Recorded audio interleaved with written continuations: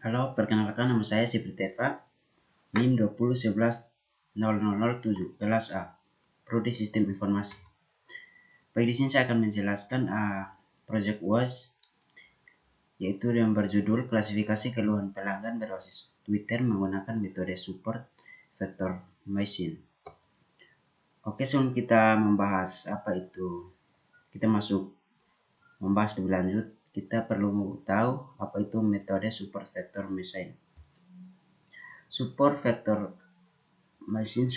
vector adalah suatu teknik untuk melakukan prediksi baik dalam kasus klasifikasi maupun regresi. SVM atau support vector machine memiliki prinsip dasar linear classifier, yaitu kasus klasifikasi yang secara linear dapat dipisahkan. Namun SVM telah dikembangkan agar dapat bekerja pada problem non-linear dengan memasukkan konsep kernel pada ruang kerja berdimensi tinggi. Pada ruang berdimensi tinggi akan dicari hyperline yang dapat memaksimalkan jarak atau margin antara kelas data. Oke, klasifikasi dengan metode support vector machine. Implementasi klasifikasi pada peneliti ini menggunakan libSVM, yaitu linear, RWM, dan polinomial, serta diuji cobakan nilai parameter pada kernel yaitu gamma, C, dan degree untuk mencari akurasi yang terbaik. Pengujian dilakukan dengan 10 fold cross validation, di mana proses pengujian dilakukan 10 kali dengan menghitung rata-rata akurasi ke 10 fold, sehingga data yang digunakan sebagai testing adalah 220 data dari 2220 data. Artinya 10% dari jumlah data adalah testing dan 90% data sebagai training, dan akan diujikan sebanyak 10 kali. Kemudian dicari rata-rata akurasinya. Akurasi masing-masing fold bisa dilihat pada tabel berikut. Oke, di sini saya akan menjelaskan tabel ini.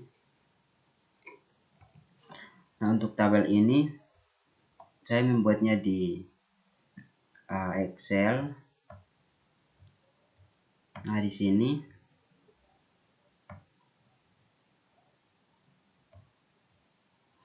default key 1. Oke. Nah, di sini saya menghitung kernel linear. Saya menghitung rata-rata kernel linear dengan rumus sama dengan, coba kita tes, dengan rumus sama dengan average. Kita select dari sini sampai di sini, kemudian tutup kurung, lalu enter. Maka di hasilnya adalah 81,35. Kemudian di sini juga caranya sama.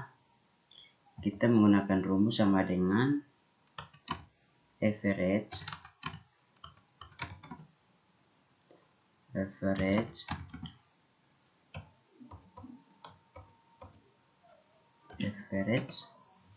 kemudian pilih dari sini dari P5 sampai P14, tutup kurung, lalu enter.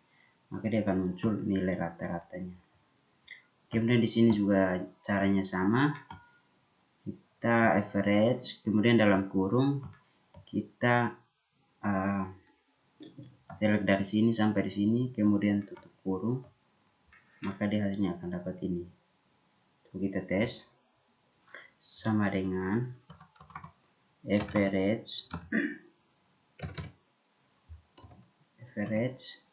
kita blok dari Q5 sampai Q14, tutup kurung, lalu enter. Maka akan dapat hasilnya yang ini. Oke, kita kembali ke sini.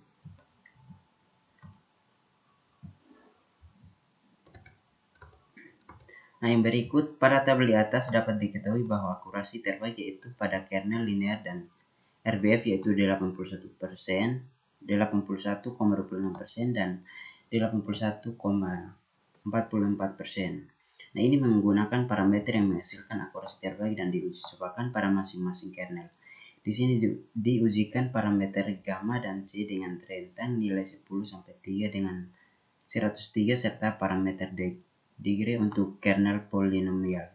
Hasil akurasi dapat kita lihat pada tabel ini. Kemudian yang berikut, parameter C bertugas mengkontrol trade-off antara margin dan klasifikasi error. Semakin besar nilai C, semakin besar penalti yang dikenakan untuk tiap klasifikasi, dan semakin kecil jarak atau margin. Berdasarkan hasil analisis skenario yang telah dilakukan, dapat dilihat perbandingan nilai akurasi menggunakan nilai konstanta C sebagai pembandingnya. Pada pengujian ini, parameter C mempengaruhi ketepatan klasifikasi data testing. Semakin besar nilai parameter C, maka semakin menurun nilai akurasi yang dihasilkan. Hal ini bisa disebabkan karena trade-off antara margin dan error semakin besar. Nilai D atau DJ merupakan variabel yang terdapat pada kernel polinomial. Nilai gamma menentukan seberapa jauh pengaruh dari satu data pelatihan. Nilai gamma rendah berarti jauh, dan nilai tinggi berarti tutup. Nah, nilai gamma menentukan seberapa jauh pengaruh dari satu data pelatihan.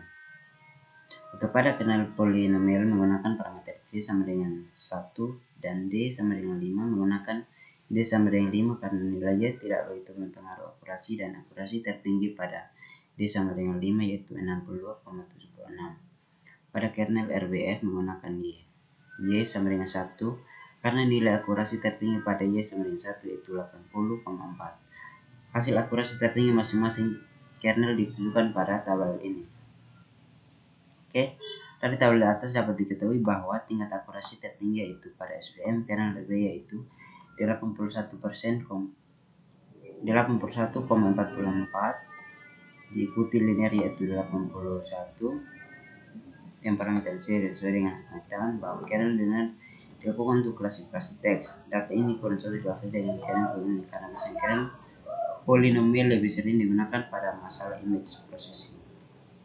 Hasilnya, evaluasi menggunakan data keluar pos Indonesia dengan membandingkan nilai presisi, recall, confusion matrix, dan F1 strip score masing-masing di kernel dengan 10% data testing dan 90% training pada saat random set sama yaitu 10.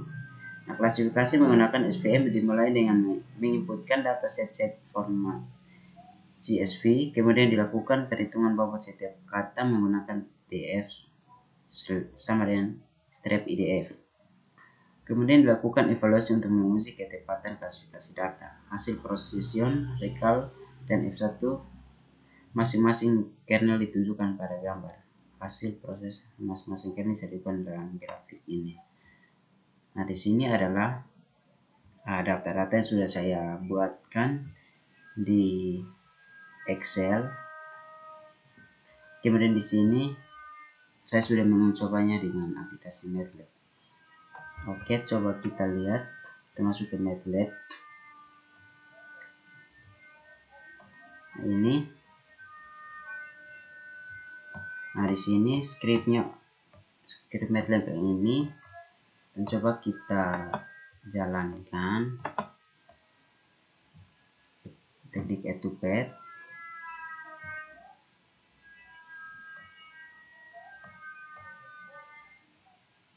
Oke, maka dia akan muncul ini. Dan sekarang coba kita mulai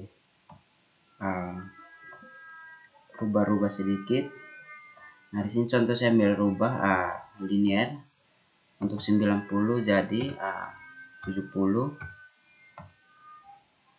Dan kita ke editor, kita run.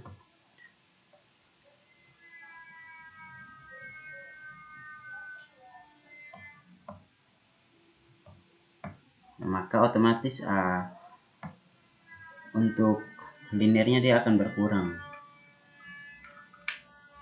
Coba saya ganti untuk bagian untuk linear ini, atau untuk ini coba saya ganti jadi 90. Taran. Coba kita lihat hasilnya. Maka di sini otomatis dia untuk ini dia akan otomatis naik. Oke, seperti ini. Oke, kembali ke PowerPoint.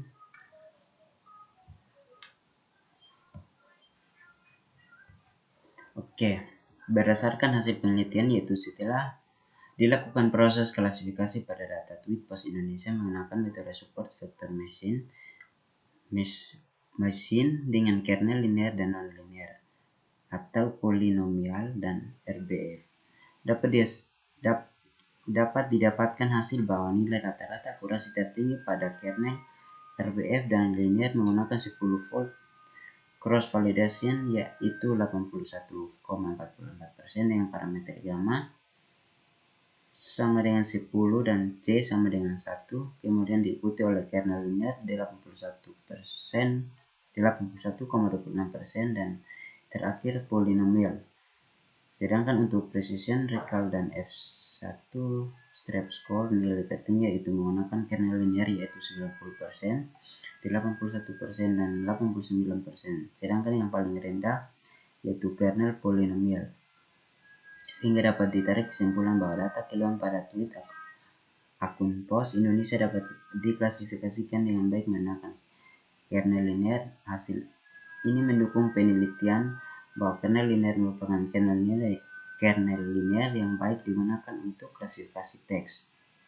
Nah, untuk penelitian selanjutnya dapat dilakukan dengan melakukan metode pengurangan fitur untuk membandingkan kecepatan klasifikasi dan waktu running, serta membuat implementasi dalam bentuk program aplikasi yang secara otomatis mengklasifikasikan keluhan langsung dari Twitter secara real time dan memisahkan keluhan, bukan keluhan, serta beberapa kategori keluhan yang ada. Oke, sekian dan terima kasih. Mungkin dari saya. Mohon maaf atas kesalahannya. Terima kasih.